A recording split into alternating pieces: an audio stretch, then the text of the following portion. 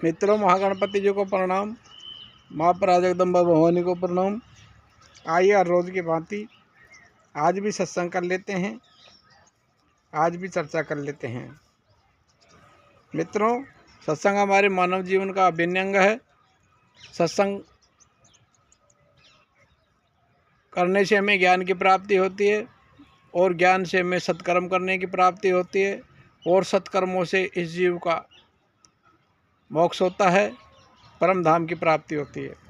आज हम चर्चा करेंगे 4 प्रकार के मनुष्य कौन कौन से संसार में और इनकी व्याख्या कैसे बताई है। पहला बताया श्वान के समान, दूसरा बताया बैल के समान, तीसरा बताया भूतों के समान, चौथा बताया देवताओं के समान। अब श्वान के तुल्य अपना पेट भरना वाला तथा अपने से अधिक धन का परोपकार में न लगाकर दबा रखने वाला मनुष्य स्वानवत है। दूसरा बैल के समान सारी आयु स्वार्थ के लिए व्यवहार में बिताना वाला मनुष्य बैलवत है। तीसरा है भूत के समान स्वार्थ के लिए दूसरों को दुख देने वाला मनुष्य भूतवत है। देवताओं के समान शांत स्वभाव देवी संपदा के गुण वाला मनुष्य देवतुल्य है। संसार में 4 प्रकार के मनुष्य यह है। संसार में सुखी और दुख में दुखी विषयी, दुख में सुखी और सुख में दुखी वैरागी, दुख और सुख में समान ब्रह्मज्ञानी, दुख और सुख में की प्रतीति से रहित तुर्यातीत। संसार में 4 प्रकार के मनुष्य यह हैं। यहाँ संसार, दुख और सुख, लोक परलोक, सुख और तपस्या, यह सुख और दुख भोगी को लागू है।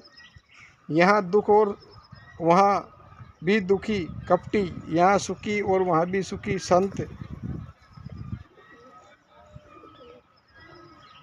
ब्रह्मज्ञानी, योगी, कर्मकांडी, मुखज्ञानी।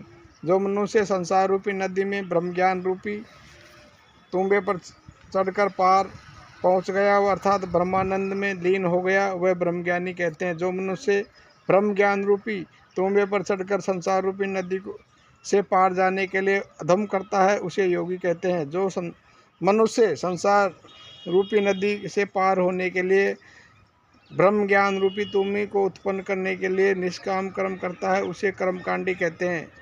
जिस मनुष्य में ब्रह्म ज्ञान रूपी तुम्बा पैदा नहीं हो किया है किंतु पढ़कर व सुनकर मुख से कथना करता है, वह मनुष्य ब्रह्म ज्ञान रूपी तुमी पर चढ़कर संसार रूपी नदी को पार करता है, परंतु आज तो संसार के बंधनों में फंसे हुए हैं।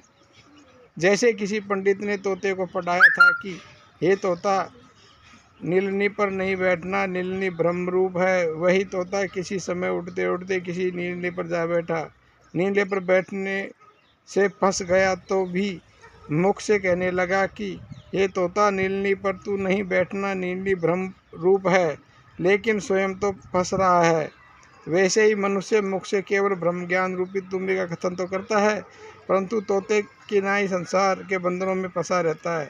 वह मुख ज्ञानी है, जैसे बंद ज्ञानी भी कहते हैं।